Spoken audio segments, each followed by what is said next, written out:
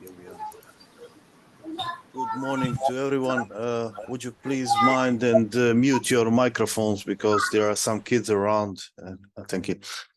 Okay, good morning, everyone. I think that we all gathered this morning. First of all, thank you for joining us at this scientific school. I believe that you can hear me properly because there are no comments. Neven, please nod. Do you hear me? Because your video is on. Can someone tell me, is everything okay with the sound? Can you hear me? It's okay. Thank you. I know that it seems strange that we will do this scientific school in English, but the background of this idea is pretty much the same as the background of the idea that the complete, total, all parts of this doctoral study are in English. We can discuss it, but basically English is the language of science, and because of that reason, your English should be improved by all means. It doesn't have to be necessarily very precise or accurate or perfect or something like that, but it should be functional. And the functionality of the English language is improved by listening and speaking in English, using the terminology, listening the terminology of the science, and so on. I believe that you are all aware that you are pretty comfortable in English when you speak about something that you are familiar with, that when you speak about something you use regularly, some terms you use regularly, and so on. At the same time, when you have to use your English in some situations where you have to talk about something that you are not familiar, that it's not common, then you struggle to find the real word, and it makes you nervous and everything else. So basically, this is the reason why we push you toward English. And as time goes by, actually, we are more and more convinced that it was the right decision, because our doctoral students are tremendously improving their scientific work. By all means, at least partially because of the improvement of their English, their scientific English language. Also, you're aware that practically all exams are done in English, because you have to defend your paper in a language, in original language of the paper, published paper. So basically, this is it. So this is the reason why you have to improve your English language. And even in such situation when all participants are Croatians, we insist on English language as the language of tutoring, of mentoring, of teaching. This is particularly important in this particular case, because we will cover the aspects of research and the research methods in sport and exercise science, in kinesiology. And you will probably have a chance to hear and hopefully learn some terms which will you use in future scientific work. And this is a broad topic, this research methods in sport and exercise science. This is broad topic, and despite, irrespective of your current interest or future interest in science, you should benefit from the terms and the knowledge from these lessons, these classes. And this is especially the case because part of me who jumped actually in these lessons in the last moment, because Tony is busy. Barbara and Shime are very young scientists and very prominent scientists, so I believe you will have a chance to learn a lot, and you will have a chance to learn functional knowledge. I like to say it, I like to put it this way: functional knowledge is something you will be able to use in your scientific work, not some theories which are past tense or plus one perfect times and something like that, but the current knowledge which will be useful in your future and current scientific work. So this is basically the introduction. I tried to explain and to cover the aspects of English language throughout these lessons, but basically also the topic we would like to talk about in these 2 days. The classes are recorded, and please, if you have something to ask or something like that, please do not raise a hand, but jump into conversation, because I'm watching the screen with the PowerPoint presentation, and if you raise the hand, there is a certain possibility that I will not recognize it. So if you have anything to ask, please unmute your microphone and ask it and say it loud. For a moment, I have something else to do. I will send you this presentation into chat, into meeting room. Just a moment, because I have to, there are some links for the articles and everything else, and you can copy and paste it in your browsers. So it would be much more convenient if you will have a chance to do it from your computer. Just a moment. Research.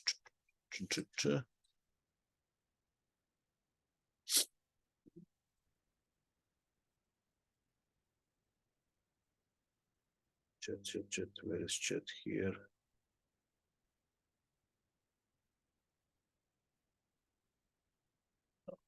Something. Summary. Mute, stop video security participant. Here it is. Okay.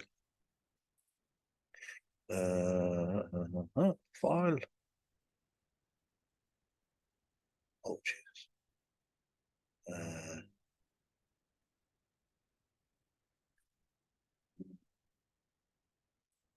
Found the chat, but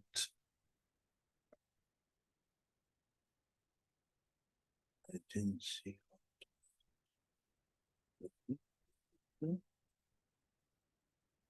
File. Jesus. Okay.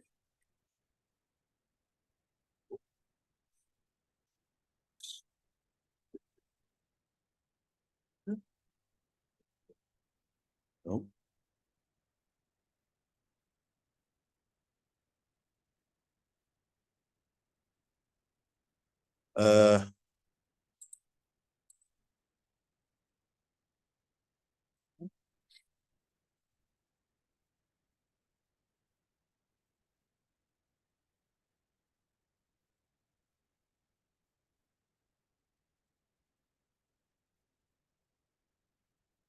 They don't allow me to put it simply here as an attachment, so I have to do it through Zoom.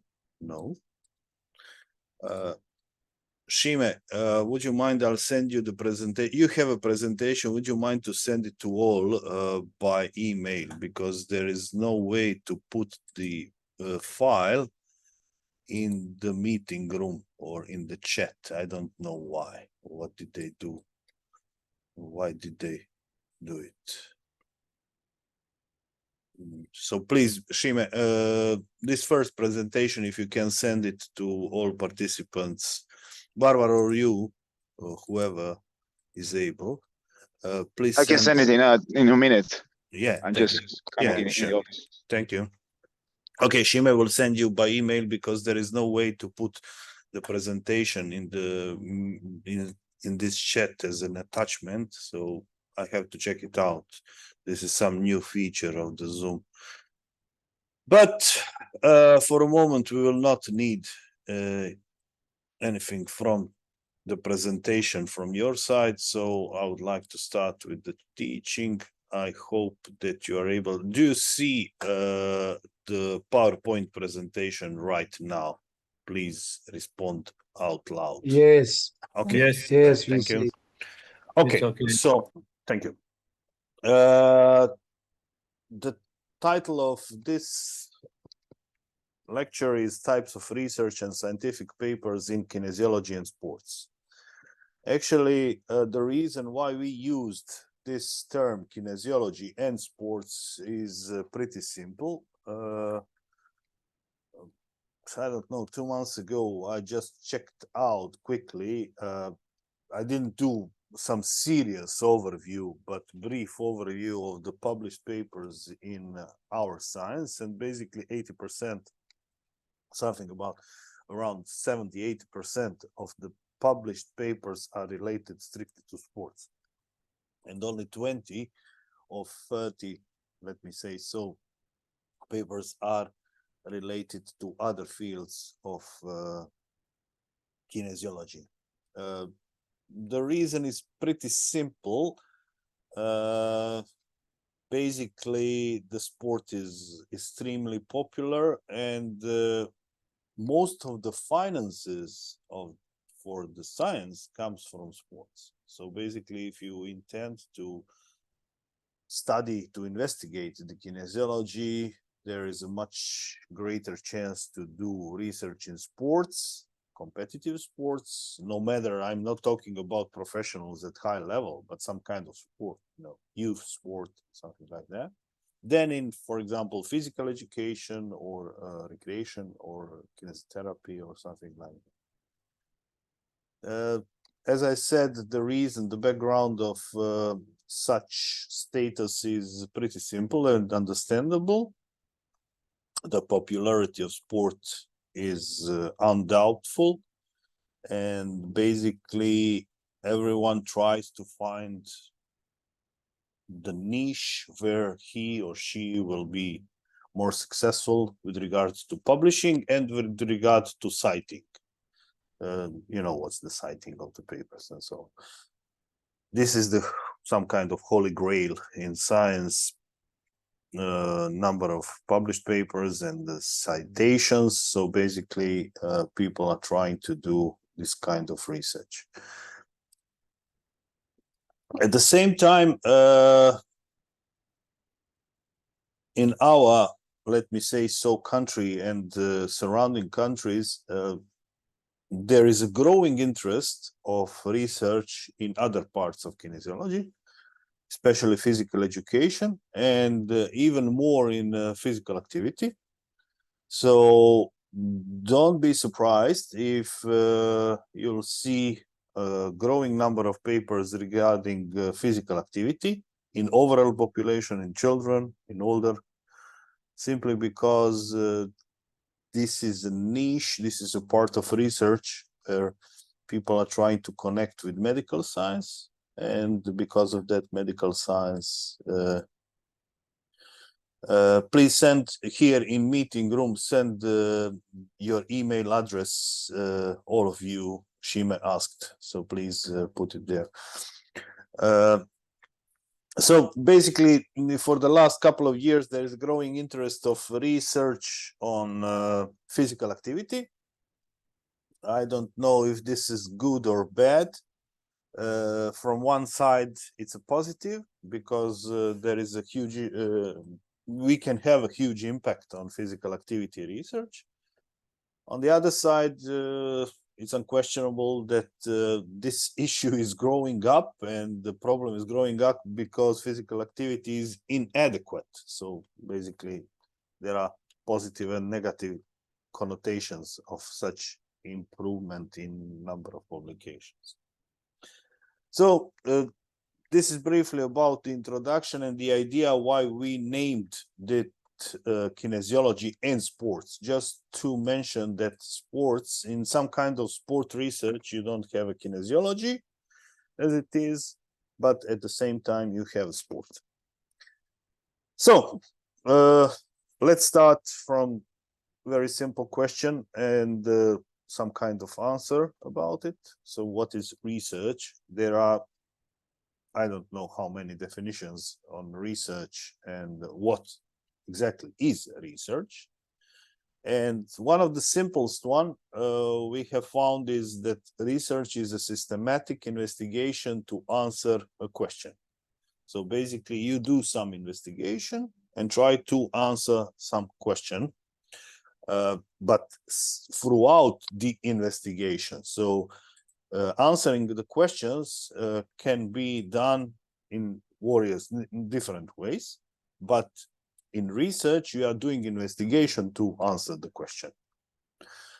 You can ask yourself, all of you did some research in your previous and current work, so you can ask yourself, did you do it this way? Yes, you did. You had some question and you did some investigation to answer the question. Of course, it is more important to, let me say so, understand the research and understand and find your personal interest. Find your personal interest is probably the most important part of the research, of the way of research. But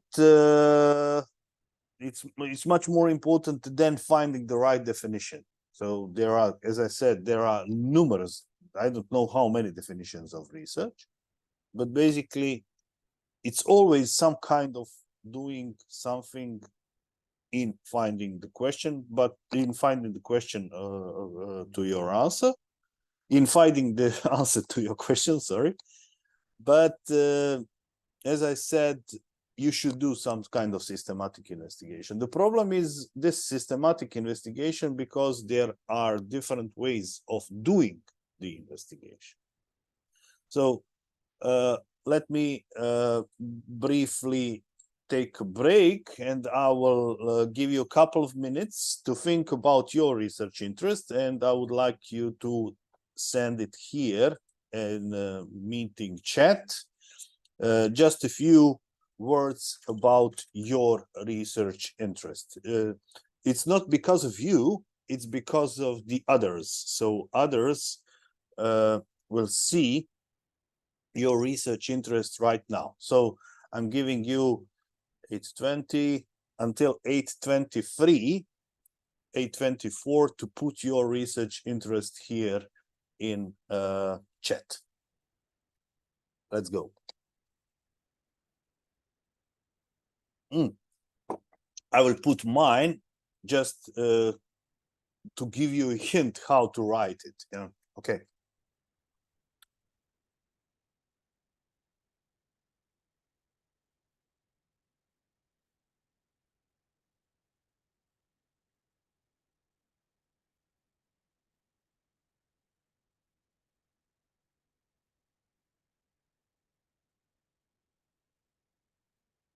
So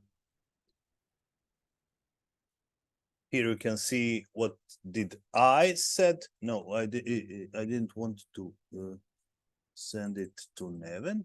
I wanted to send it to all. Just a moment.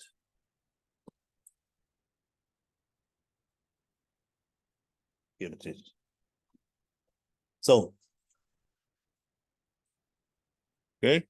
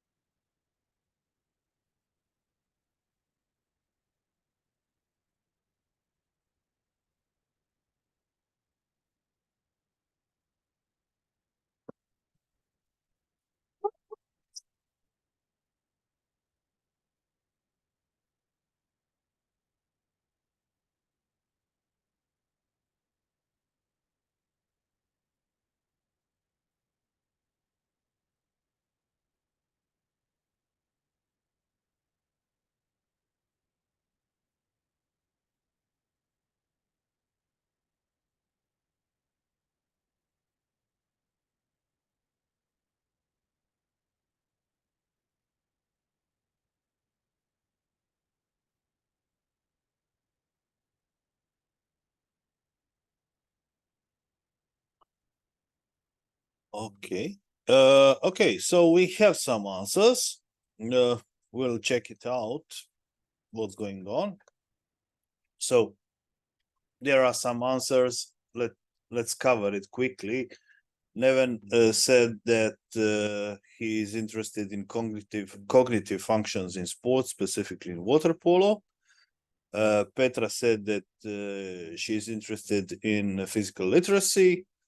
Carla is about new specific and non-specific coordination tests in female volleyball players. Josip is about monitoring fatigue, sleep, and stress levels in sports. And Marta is about optimizing nutrition in athletes. And Krešo, physical capacities and success in youth wrestlers. And this is basically it. I just wanted you to know that there are different research interests, and the most important part is the most important idea of this question was that actually we insist on having the research interest at the very beginning of the doctoral study. Why is this important?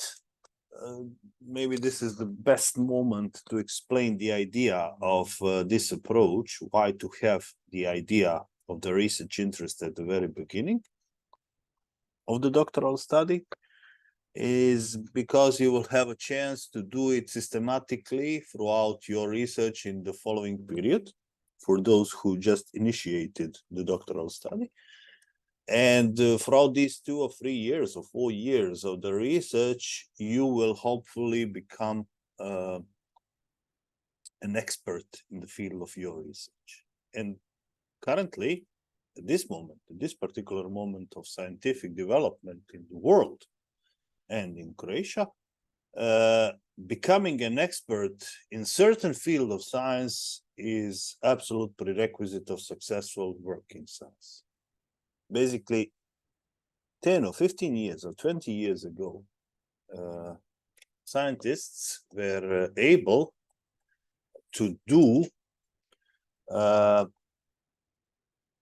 different kinds of research and to be relatively successful. Today is less possible, and I anticipate that in 5 or 10 years, it will be absolutely impossible to do different types of research and different types of studies and have different, okay, you can have different interests, but you should stick to the most important one and try to become an expert in this field. Our current experience is supporting this idea, trust me. We can speak about it later on or tomorrow, but trust me, this is the only way you can do the science right now. Otherwise, you will be nowhere if you'll try to do the science in different pathways and different fields of science. You have to stick to something and to cover it systematically, and after a certain time, you will have a chance to become an expert, recognized, and acknowledged in the field of science. Otherwise, you will have no chance to do the science in the upcoming years. So, also, it is interesting that actually more than 70% of you are interested in sports. Basically, only Asna and Petra are oriented towards something else than sports. So this basically supports my idea from the previous specified previously when I said that 70 or 80% of the research in kinesiology are done in sports. As you can see from your interest, this is pretty much the same. So let's move forward. Just I hope that you can see. So if we intend to do the research, we have to know some, let me say so, theoretical framework of research work in kinesiology, in sport and exercise science. I know that probably you will never have a chance to discuss these issues I will actually teach today. But you know, in each field, in each field of knowledge, there are some, let me put it this way, theoretical knowledge, booklet knowledge you have to cover simply for a better understanding. I don't think that you will have a chance to discuss these issues I will present you today to anyone else. You will not have a chance. Maybe you will not have a chance to use it in your scientific research, but still, you know, whenever you have some knowledge, you have to do some basics, and I believe this theoretical framework I will cover today is important for that purpose. So there are some characteristics of research, and it is important to know that characteristics of research you will do or someone else will do are generated by a specific research question, hypothesis, or problem. So basically, your research questions you gave us in this chat will determine the characteristics of the research you will do. Simply because each type of research follows a specific plan of or procedure. So there is a research process which is oriented or generated by your specific research question. Aim of this process is to increase the understanding by interpreting facts and reaching conclusions based on those facts. So the final, let me put it this way, let me say so, final achievement of your research is to increase understanding, but this increase of understanding should be done by interpreting the facts and reaching the conclusions based on those facts. So the final goal of your research is not to find the answer to your research question, but to increase the understanding of the problem. Simply because your problem is only one small part of the jigsaw in the whole picture. So basically, you intend to increase the understanding. So it's not rare that you will find the final conclusions on some research papers, on some studies, on some articles where authors will say something about, okay, we didn't do all that was possible, but we hope that we will increase the understanding, the body of knowledge on the problem and so on, and will initiate the further research. And altogether, it will increase the knowledge and finally will allow some conclusion. Therefore, because of this reason, you have to do responsible research, and it altogether requires a reasoned argument to support conclusions. So you have to find a way how to put your arguments in a position to be reasoned. So it have to be reasoned, and for that purpose, the research is actually done. Otherwise, we can stay in the cafe bar, in the pub, after a few beers, and decide about everything. So, but basically, this is not the research. This is, I don't know what. Despite of your research questions, so irrespective of your research idea and your topic, sport, physical education, physical activity, kinesiotherapy, whatever, there are some general stages in a research process. So there are always some phases of the research process you have to cover. And these stages of the research process are simply put as presented here. So there are some stages before data collection. There are some stages of deciding how to collect data. We will cover each one of them, no worries. The actual data collection stage, the analysis of the data, and the reporting of the research. Just a moment, I have to, yeah. So from my perspective, right now, as let me put it this way, as a I don't know, experienced scientist, I must say that of 1, 2, 3, 4, 5, 50% of time you have to spend on this stage before data collection. So if we put it all together, that I don't know, some research and the publishing of the paper requires, I don't know, 100 hours. I believe that 50%, 50 hours should be used on stage before data collection. Why? Okay, maybe not 50 on this, but 60%, 60 to 70% on these first two stages. Why is this so?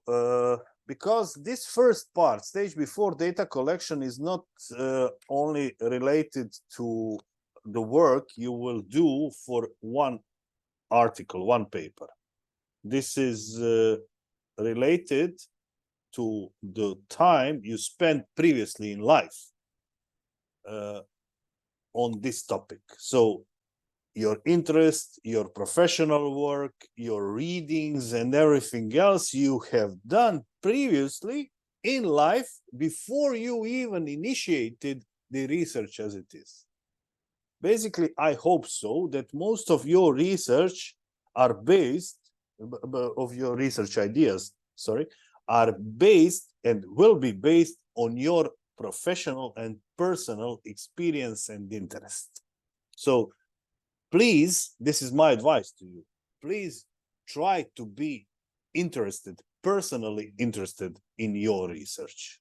And because of that, and if this will be the case, then this stage before data collection actually includes all your previous work in your field, in the field of research, all your previous thinking, reading, discussions, fights, games played, games coached, I don't know, exercises you have done personally or with someone else. So basically, this is the most important part. Why? Because not because of the science, but because of the emotion. If you have an emotion towards some research topic, then you will be successful. Otherwise, it will not work. Because a research process is extremely, but I mean extremely frustrating in some parts of it. And if there is no emotion, and we all know that there is no money, so I believe that there are two types of stimulations in the scientific work: emotions or money. There is no money, so please stick to emotion. So these stages before data collection should build up your emotion about the research. Otherwise, you will have a difficult time in doing research because it will not go smoothly later on.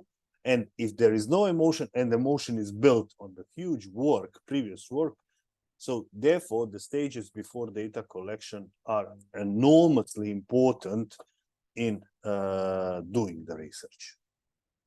The second stage, so basically you do build the research question in these stages before you collect data. You define some aims, what will you do, and you define the theoretical framework. In some cases, theoretical framework is very, very important because you have to acknowledge different perspectives of the same problem at this particular moment.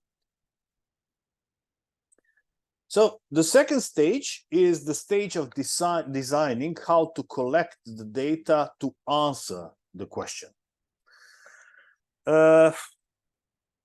I will try to cover quickly your research interest just to show you the differences in approach.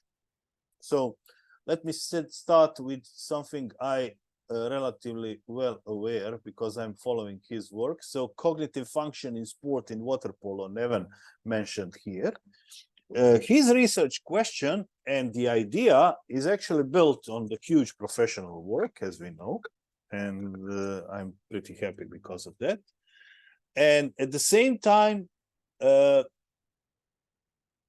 collecting the data over several years, I don't know how many years, in the process of sport training he is involved at.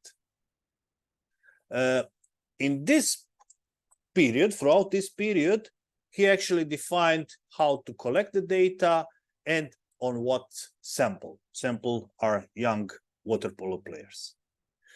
In the research Petra is intended to do, the research question is based on physical literacy in early school age children, where she had to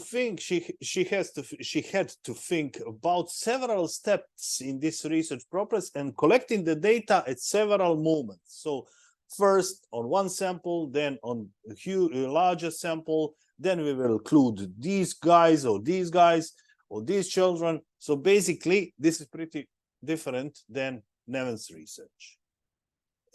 In the research, I don't know. In Carla's the research, new specific and new coordination tests in female volleyball players, she actually had to try different tests with the same sample because some tests will not be good. She had to try another one to reorganize the data, to reorganize the testing, and so on and so on.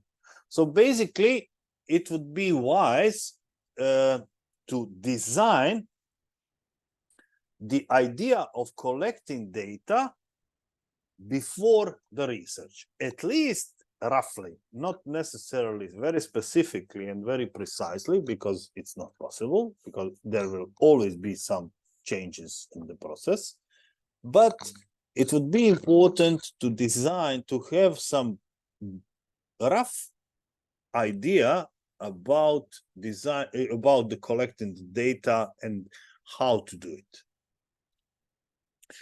In the third stage, you have to collect the data. In some cases, this is the most challenging moment because people often think, young scientists often think, okay, I will collect the data, there will be no problem. And then you have to change the country where you will actually collect the data. I'm not joking. This is a very common misconcept, because in some countries you are not able even to do the research you intend to do because of the ethical considerations or the problems with collecting the samples and things like that. For example, if you intend to do some research where you will study the sample of subjects, sample of participants, of athletes in some sport which is not popular in your country, so you have to find someone else in some other country, or so on. So this is very challenging part of the research, and because of that, it will be less challenging if you will cover the previous two stages properly. So if you will objectively overview the theoretical framework of your research, including the number of potential participants, you will probably have less problem in the actual data collection stage. Or if you properly design how to collect the data and who to test, you will probably have less problem at the actual data collection stage, and so on and so on. Therefore, I believe this part here, stage before data collection, should include even some kind of pilot study where you will not collect the data because of your research, but just to overview your framework and the background of your research. And this is the reason why I said that the first stage is probably the most important, because it will define all other stages in your research process. Unfortunately, our education system in science is generally mostly oriented toward these two stages. And these two stages are let me put it this way, they are not non-important, but least important of all. Why? Because you have a right to be wrong. Basically, if you analyze the data on a wrong way, use the inappropriate statistical method or whatever, you can do it again. You can repeat, you can correct your mistake. And this is not a problem.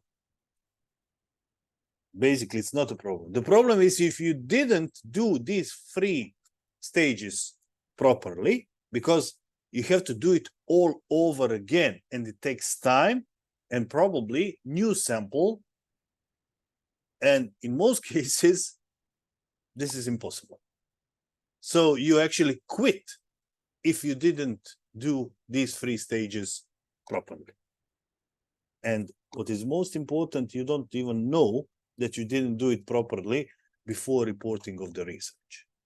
Because someone else will probably tell you, okay, you didn't do it properly from the very first stage or from the very beginning. And it's too late to correct anything, so you have to do it all over again. As I said, unfortunately, I don't know for what reason, these 2 stages are too extensively covered in our scientific education process, at least in Croatia, but as I can see in other countries as well, other surrounding countries as well. Because of what, I don't know, but I'm pretty sure that I'm right, because as I can see, the team I'm managing at our faculty is among the most, not among the, but the most successful scientific team probably in the whole Southeastern Europe. And I think I have the right to think that I'm right, that the analysis of the data and the reporting of the research are the least important stages in research process, because you have a chance to do it again if you didn't do it right. So someone will tell you, okay, you didn't use the right methods, statistical methods, you have to use these. Okay, I will do it. But no one will ask you to do the research from the very beginning again, if something is wrong with the analysis of data or reporting the research. In general, the analysis of data is important because allows you to generate theory to achieve overall aim of the research, because you have to analyze the data according to your study aim. And the reporting of the research is also important because this is the way how you communicate the findings with others. And both of these, so these 2 topics, these 2 stages are learned by doing research, actually by doing manuscripts, doing articles.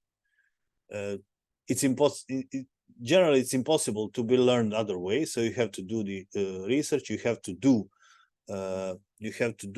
the writing, and you will learn it. This is the only way how to learn. Theoretical framework, theoretical work and learning and tutoring on that manner should be done exclusively throughout the writing. Okay. I will take 5-minute break and we'll be back. It's now 8:50. At 8:55, I'm back. Okay. Thank you.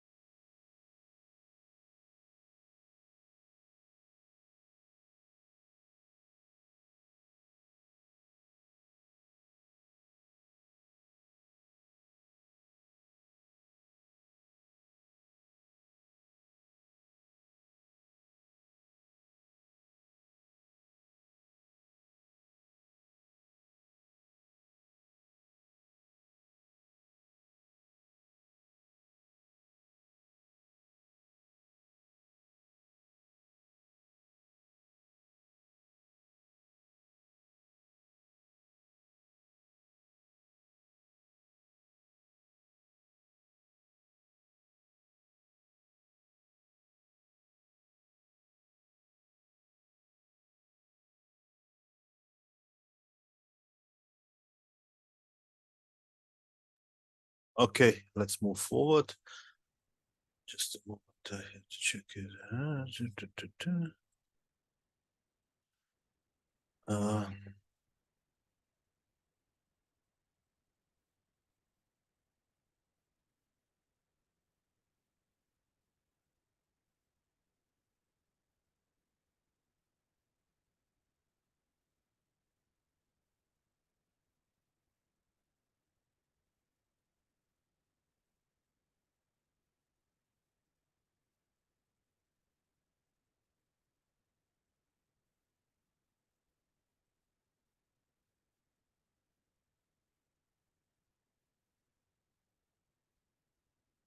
Okay, we are back, so I can continue with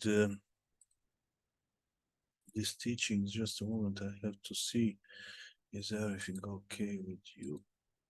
Yeah. Petra, Marta, okay, so here we are.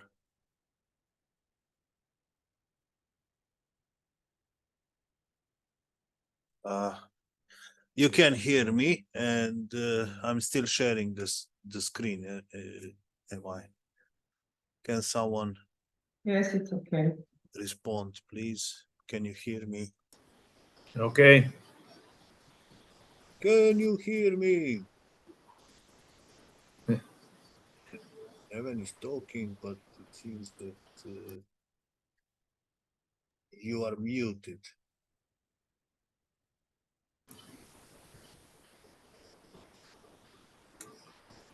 Barbara, can you please respond? Is everything okay with the sound? Because I cannot hear anyone. Ja sam čula njih. Okay. So it seems that it's okay. Let's say something about misconceptions about research.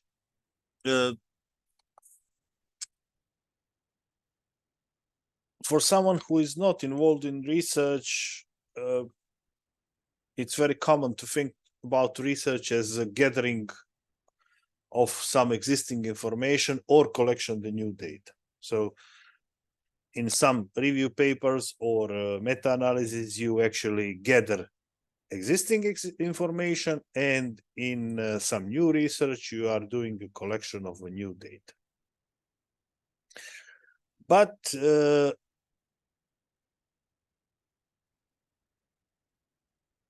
frequently, people observe the research as a way of setting out or proving the opinion, which is based, in most cases, based on personal experience. It's not rare that people actually enter the research and initiate the research only because they intend to prove his or her personal opinion, which is in most cases based on personal experience. This is not the correct way to do the research, because research process is rarely straightforward, and in most cases you will be actually oriented toward finding the answer, if the answer on a question which suits you personally. Let me put it this way, it really suits you, where you intend to prove something that it's logical for you and you expect to find these results. I must say that currently this is not the wise approach in doing research, even because of, let me put it this way, publishing reasons. It's not rare that journals and the editors greatly acknowledge rejecting of the initial hypothesis of the research, because it shows them, it actually points them to conclude that you did the proper research. So in some cases, if not in most cases, you will not prove your personal idea or personal hypothesis, initial idea, but don't be discouraged because of that. And don't think that rejecting your own hypothesis, initial hypothesis, means that you didn't do the proper research and it doesn't worth publishing. This is not the case. As I said, even journals lately support the publishing of the papers where initial hypothesis was not confirmed. So the production of something completely original is not necessary. You can do very, let me say so, original research by doing the research on existing theory or replicating an existing study using a different methodology. This is directly connected to the previous thought I mentioned, where people do the research and expect exclusively what they expect to find. And in most cases, this is not the case. The worst scenario would be, okay, I didn't find what I wanted to find. I will not even try to publish it. No, this is not a good idea.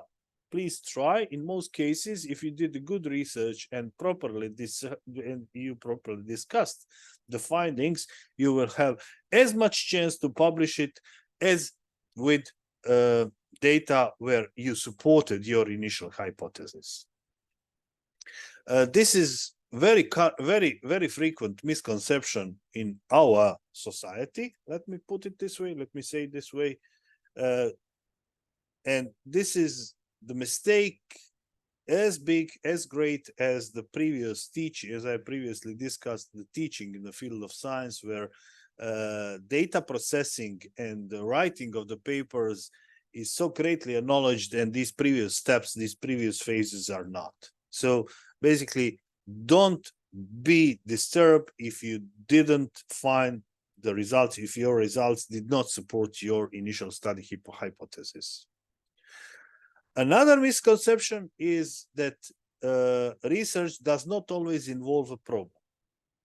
In some studies, the greatest part of the research is actually theoretical framework, where people will discuss and present some new ideas about the problem and will not investigate the current problem itself, but generally just cover all aspects of previous investigation, theoretical research, theoretical framework, which will increase the knowledge and allow someone else to do the research on the basis of this theoretical framework you put in your research. So these are four most frequent misconceptions about research. So think about it when you do your own research. Think about it. Try to find a way how to avoid these misconceptions. As I said, the most common is the third one, is that production of something completely original is the main prerequisite and the most important prerequisite of the research. It's not. You can do the research. We had actually several papers, not maybe several, but 2 to 3 papers where we actually reiterated the study and existing theory and existing research. Our research was done in different way, by different methodology, and sometimes even found that this is not right, which we concluded in the first study. So think about it.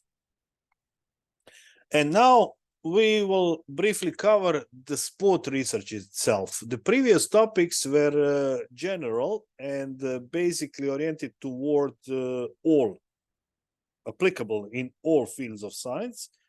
But now we have to stick to sport research or kinesiology research. And these here suggestions are based on our knowledge, basically on Tony's and my knowledge over the last couple of years, where we did a huge work on one topic and tried to, and therefore we are able to objectively say something about the sport research itself. What are the pros, what are the cons, and what should you think about when do the sport research? Actually, this is basically the Tony's overview, but I strongly support his idea. As I said previously at the very beginning, I strongly suggest you to follow one specific topic and try to find a way how to become the best of you in this topic, in this research question. And this is the way how Tony developed for the last couple of years. And because of that, these suggestions are would be highly beneficial to all of you. So the best way to develop understanding is to read the different kinds of actual research. I know that it seems, okay, yeah, we know it, so we read, but I don't mean that, it doesn't mean that you should read 2, 3, 10 papers before you start your research and then nothing else, but rather to read it continuously while you are trying to find a way how to deal with your research. Because it's impossible if you read, I don't know how many articles, how many journal articles and research before you study, it's impossible to gather all information you will use and you will need in forthcoming period of your research. So it is wise to divide these papers into several topics. Okay, I will use these 2 or 3 papers before I start, then I will stick to these papers during the research, and I will use, okay, look at these papers. These papers are good for data processing phase and so on. And I will use these papers for interpreting my results. So this is my personal opinion, but trust me, it works simply because if you read the papers about data processing at the very beginning of your research process, about statistical analysis at the very beginning of your research process, there is a great deal of chance that you will be wrong in finding the right statistical analysis at that particular moment. Why? Because at the very beginning of your research process, you don't have an idea what kind of data you will collect later on. And because of that, reading the papers about this phase in your research process is, at the very beginning, is actually a waste of time. So you have to divide it into several phases. So let's put some suggestions about this process. First is identify the research questions and objectives. So general question, what do you intend to find? And objectives, several objectives, several, we'll call it, this is the main aim, and these are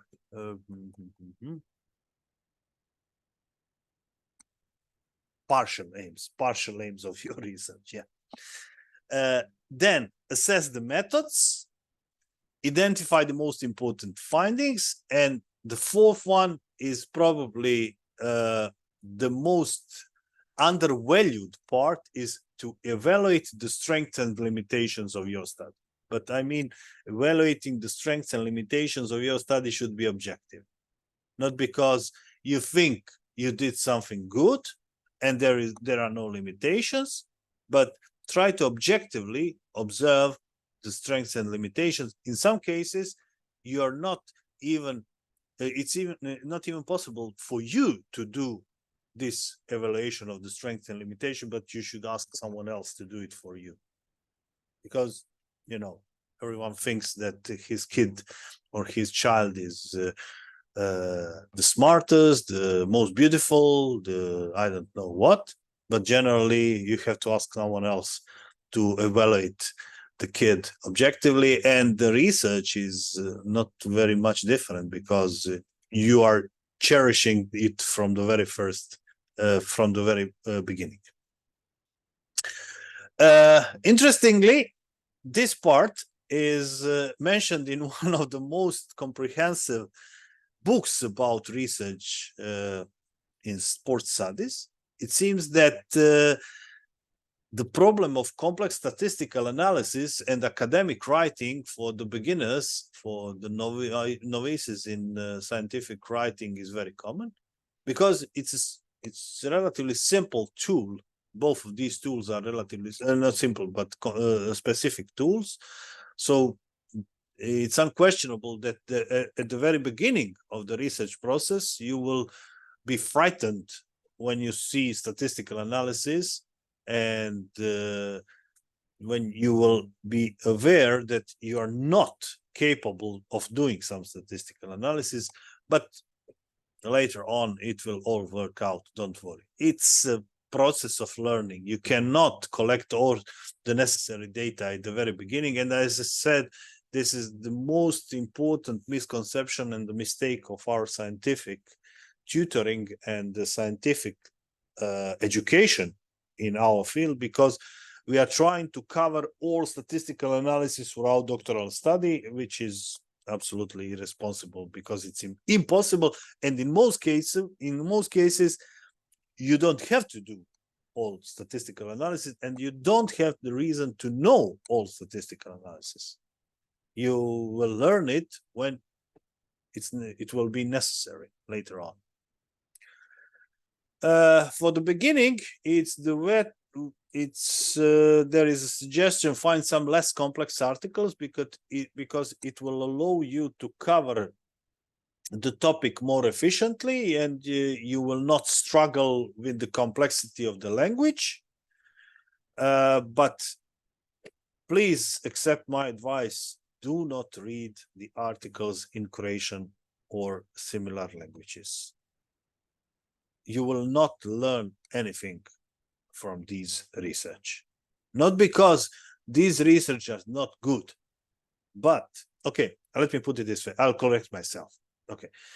You can read the articles written in Croatian language, but if those authors published substantial number of papers in English language as well, because it means that they are doing the same thing in Croatian as they did in English language. But if you'll find the articles in Croatian language, I'm talking about Croatian, but I mean Croatian, Bosnian, Serbian, or whatever you call it, I don't know. But if you'll find the research and the article written in our languages, done by the author who didn't publish a substantial number of works in English language and out of this area, in journals out of this area, please get rid of these articles and do not follow the type of research they are conducting. It means they are absolutely non-competitive in the global scientific arena. So this is my advice, and you can do whatever you want. This is the first best way, and the second best way, I mean, the first best way is conducting research by itself. So doing the research, because you will learn much more throughout your research and throughout collecting the information throughout by some other authors than following some guidelines someone gave you at the lecture, as I'm doing right now.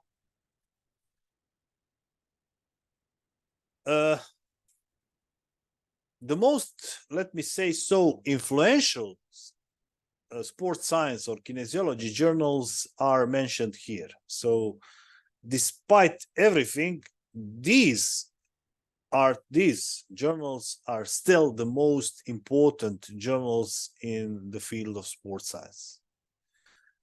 general sports science, general strength and conditioning research, sports medicine, biology of sport, research in sports medicine, research quarterly for exercise and sport, European Journal of Sports Science, and Journal of Sports Science and Medicine. Okay, there are some others, of course, by all means, but still, these journals are most influential and most important journals in the sports science. I must say that even we do not publish a lot in these journals, okay, maybe 2 or 3 papers per year in these journals, and other papers are published in other journals, but still, this is the consequence of number of publications, open access publication policy, and so on. But still, as I said, these journals are the most influential and most important within the field of sports science. Okay, we didn't cover here some specific journals which are also mentioned in the sports science list, which are also very influential, such as, I don't know, Journal of International Society of Sport Nutrition, which is, I mean, 6 or 7, or orthopedics in sport, and so on. But basically, in sports science, these journals are among the most influential. So, after this broad, let me say so, introduction, we will try to move forward to types of research in kinesiology in sport. And classifying the research is not the simple question. It's a relatively complex problem, and there are different ways of classifying research. These ways are depending upon the purpose of the research itself, the data that is collected, and how such data is analyzed. I know that this is some kind of knowledge I would like to share with you. Data is singular. It's not a plural. It's not data are. It's not like in our language, you know, podaci su, nego podaci je. Data is singular. So try to remember it in your scientific writing. Data is analyzed. In general, there are 4 main types of research, irrespective of everything else. There is exploratory, descriptive, explanatory, and predictive. For those who are more familiar with, let me say so, linguistic constructions, they are probably able to guess which means what, which of these terms means what. So I will cover it quickly. Exploratory research, in general, deals with the questions which was not previously studied in depth. Okay, it's very difficult. It's very hard to find the research questions which is not studied at all. But in some cases, in most cases, research questions are not previously studied in depth. Okay, the question arises, who will say, who is the judge who will define which research question was or wasn't studied in depth? Actually, you are the judge. You are the person who is asked, is or isn't the question, research question, was or wasn't the research question studied in depth. Why you? Because it depends on your theoretical framework you have done. If you did the proper theoretical framework of the research, then you are able to say, then you are entitled to say that the research questions haven't been previously researched in depth. But if you didn't do the research question, the first reviewer will tell you, okay, but it seems reasonable, but you didn't cover this research, this research, this research, this research, so it's not exploratory research, please do it again. So it is important that you do tremendous work in initial exploration. You will see lots of examples later on in this or later lessons Barbara and Shima will give you today and tomorrow, where you will see that this initial exploration is of utmost importance in any study, in any research. So There is one example of this exploratory research. Because we don't have much time, I will show you one simple example of this exploratory research. So from this title, you'll be able to see the exploratory background of this research. So are off-field activities and underestimated risk for hamstring injuries. Yeah, so it doesn't mean. So basically, they are investigating off-field activities. I don't know, playing futsal, or I don't know what else, bicycle ride, or skiing, or whatever. So basically, they're trying to find out. They try to find out: is it possible that these off-field activities are huge risk, but underestimated risk for hamstring injuries? Why? It's clear that it's exploratory research, and that they actually investigated. I'm going back. The question that have not previously been studied in depth, simply by this underestimated risk. So it actually points that these off-field activities were not studied, and they are putting it even in the title that off-field activities are theoretically underestimated risk for injury. So basically, this is the very simple way of presenting that you are doing exploratory research throughout the title itself. In most cases, exploratory research are acknowledged by the title with a question mark. So if you put a question mark in the title, then if author put the question mark in the title, there is a great deal of chance that they did the exploratory research. So what did they do? This is the introduction of this paper. I will cover it quickly. Over the years, different theoretical models have been developed in which the injury mechanism is mainly viewed from a biophysiological or a biomechanical perspective. Another proposed conceptual framework assumes that load and recovery, both on and off the field, should be in balance for optimal performance and the prevention of injury. Besides training and playing in soccer matches, amateur soccer players also participate in numerous other activities. They are talking about amateur soccer players, of course, because professionals are not. They are probably forbidden. They have strict regulations against other activities. They work or study and participate in social and other recreational sports and training activities. Yet these activities are often neglected as potential causal factors that could contribute to hamstring injuries, perhaps because little is known about how much the time players spend in these out of field activities. So what authors tried to highlight in this exploratory research, they tried to highlight that different factors were investigated and off-field activities were not considered yet. Most probably because most of the research were done in professional soccer players, where out of field activities are not common.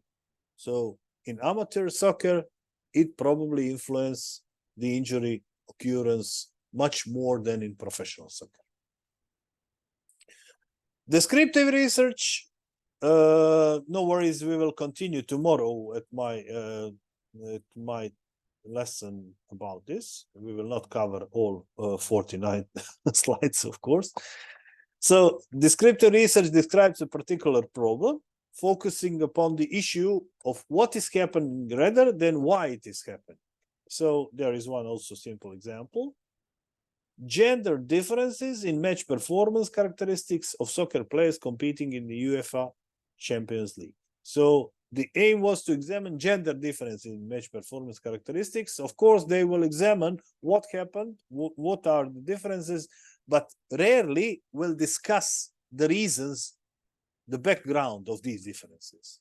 Okay, we can theoretically say something about it, but you have no, you will not have the data to support your conclusions about the background of these differences. So describing what is happening rather than why is happening. So what did they do? Male players first, second total. I believe this first is first league, second league, and so on. Female players, and then they will see what are the differences for males, what are the differences for females, and but will not discuss the reasons why, what is the background of these issues. Explanatory research, explaining why something happens when they assess causal relationship between variables. So the explanatory research, as a continuation of the previous one, will be, let's try to find what actually influence the running of the females and what actually influence the running performance of the males. So there is one example. So this is one of our research. Generic motor abilities and anthropometrics are poorly related to futsal-specific agility performance, where we did the research in professional players. So we actually studied 75 players, where we had predictors, generic power, speed, agility, anthropometrics, and the criteria were futsal specific tests of agility and change of direction speed, and correlated these predictors with the criteria and try to find how these predictors actually influence the criteria. As you can see, we actually put the conclusion in the title. Generic motor abilities and anthropometrics are poorly related to futsal specific agility performance. So basically, we try to give the final conclusion visible, to be as much visible as possible at the very beginning of the study, of the reading. So those who are interested will read, and those who are not will not follow this. There are some, let me say so, political reasons why we do it, because if you put it like this in your title, then you can expect the citations of your paper, because whenever some scientists try to find the support for his conclusion, or maybe not support, but opposed opinion of his conclusion or her conclusion, they will probably cover first the titles. So if we will put some, if we put some titles such as are generic motor abilities correlated to agility, they will have to read at least abstract to find the conclusion. Likewise, he or she is able to cover it very quickly and to know, does this investigation covers his or her needs, or they should find something else. So there are some results of these explanatory research. And predictive is when you have to predict the problem based on data. It actually predicts what happens in future. Of course, it's impossible to predict it very accurately, because some other factors will probably change in future. But there is some example of predictive research, predicting the in-game status in soccer with machine learning using spatiotemporal player tracking data. These machine learning are very popular, but actually this is only very complex multiple regression analysis, but it sounds nice when they predict the problem based on data. And there are some other classifications of the research I will not cover right now, because we are ending my time and I have to forward you to Barbara. Barbara, are you here? Barbara, yes, she is, but I don't know. Hi. I can't hear you. I don't know why. Just a moment. It seems that I clicked. Now. Just a moment.